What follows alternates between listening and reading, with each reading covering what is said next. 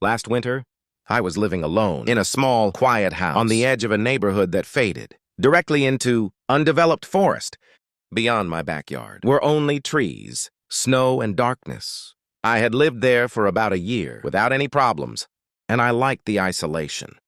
The house was old, but it felt warm and familiar.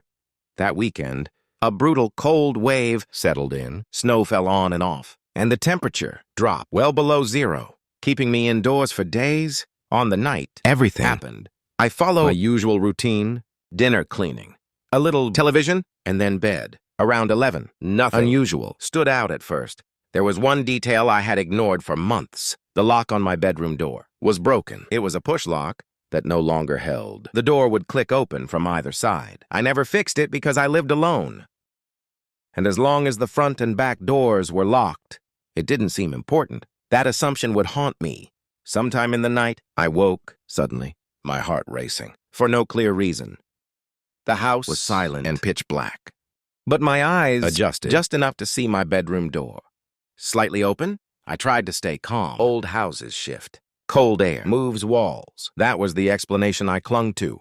I got out of bed, quietly, didn't turn on any lights, and closed the door, making sure it latched. When I returned to bed, something felt wrong. A deep instinct told me not to relax. I lay there, staring into the darkness, listening to the silence stretch endlessly. Nearly 30 minutes passed before I heard it, a soft shuffle on floorboards. Somewhere outside my room, I sat up, holding my breath. The sound stopped. I waited, frozen, afraid that moving would somehow alert whatever made the noise. Eventually, exhaustion pulled me back into sleep. When I woke again, my heart was pounding even harder. The door was open again. This time, the explanation didn't work. I knew I had closed it properly. As I swung my legs out of bed, something shifted behind the door. I didn't stay in that house. After that night, I spent several days at a friend's place while the police continued their investigation. They never found a suspect and eventually stopped updating me altogether. When the snow began to melt, I returned one final time to collect my belongings. That's when I noticed something far worse than a broken lock or an open door. In the woods behind my house, faint trails cut through the snow and dead leaves. These weren't animal paths. They were uneven, trampled lines made by repeated human footsteps. The trail led straight from deep within the forest to the back of my house. Whoever had been watching me wasn't new. They had been there long enough to carve a path. Simply by walking it again and again, I followed it carefully and discovered another horrifying detail. One of the back windows didn't lock properly. The latch was loose, just like my bedroom door. That meant the man didn't just enter that night. There was a real chance he'd been inside my home before, quietly learning my routine, learning me. I moved far away after that. I still think about whether he followed me or not. The incident happened months ago, but it still feels fresh. And that wasn't the only time I experienced something like this. On Halloween, another nightmare unfolded, this time in a place that felt even more abandoned. I lived in an old apartment building on the outskirts of town. It wasn't dangerous, just forgotten. Most tenants had moved out, leaving entire floors empty. Over time, it became clear that I was likely the only person still living there. The silence was overwhelming. I once ran my dryer before work and could hear it echo through all 3 floors of the building. That's how empty it was. On Halloween night, after returning from work, I sat down to relax when loud knocking shattered the silence. 3 hard knocks echoed through the unit. When I opened the door, a child stood there wearing a Halloween costume, holding an empty bag. She didn't.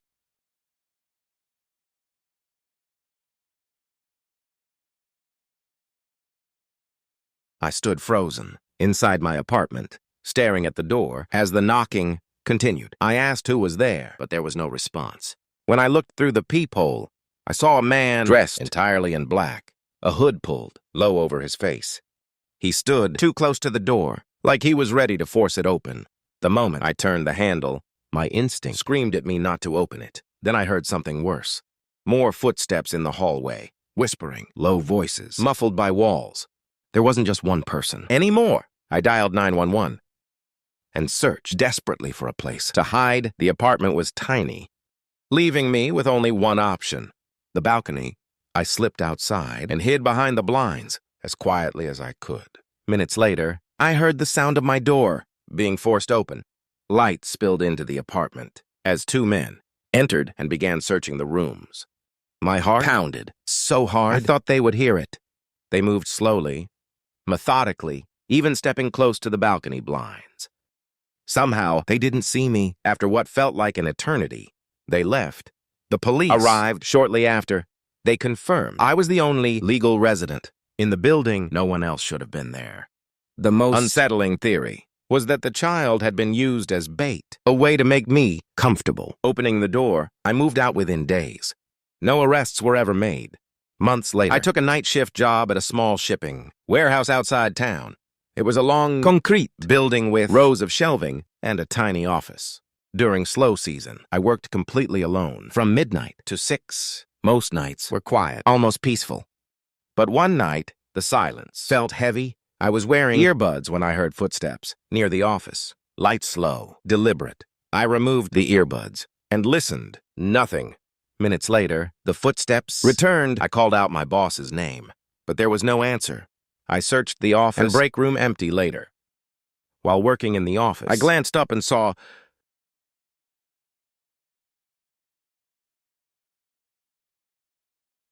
the moment the metal tool struck the doorframe beside my head, everything inside me snapped into survival mode.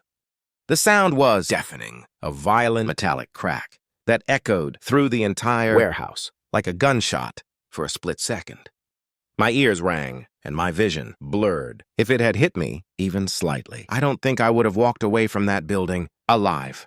The man didn't shout, didn't react, didn't even speed up. He just stood there after throwing it, staring at me with that same empty, unblinking expression, as if violence was the most normal thing in the world. To him, I slammed the door shut with all my strength and threw my body against it, fumbling for the handle and locking mechanism. My hands were shaking so badly.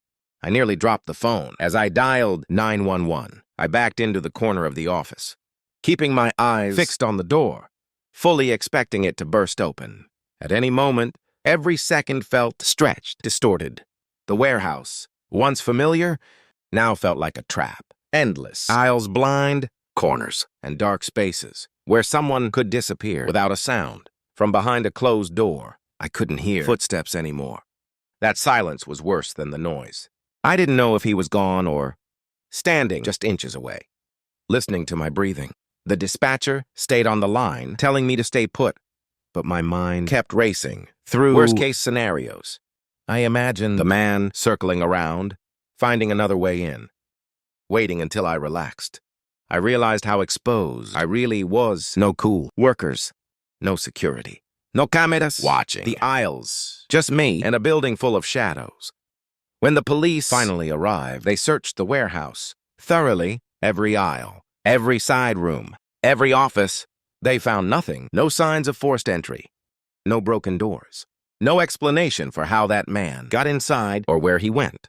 The officers suggested he might have slipped out before they arrived, but none of it sat right with me. I had checked the building earlier. Looking back, all three experiences share the same unsettling pattern. Each time I was alone, each place felt forgotten, overlooked, or quiet enough that no one would notice if something went wrong. A house near the woods, an abandoned apartment building, a warehouse after midnight.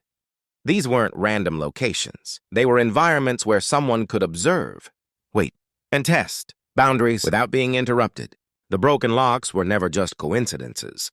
The bedroom door that wouldn't latch, the back window that didn't lock properly, the old apartment keypad that suddenly came back to life. Each flaw created opportunity. I used to think small things like that didn't matter, especially when nothing bad had happened, yet I was wrong.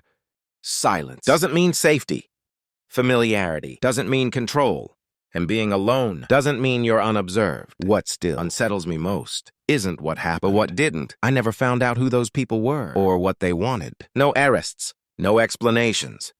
Just silence after the fact, like the world moved on while I was left carrying the weight of it.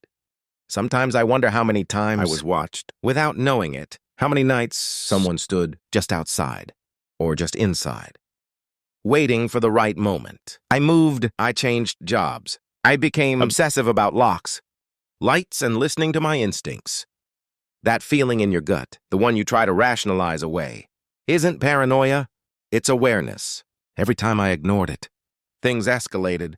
Every time I listened, I survived. I'm sharing this not to scare people, but to warn them. Fix the locks.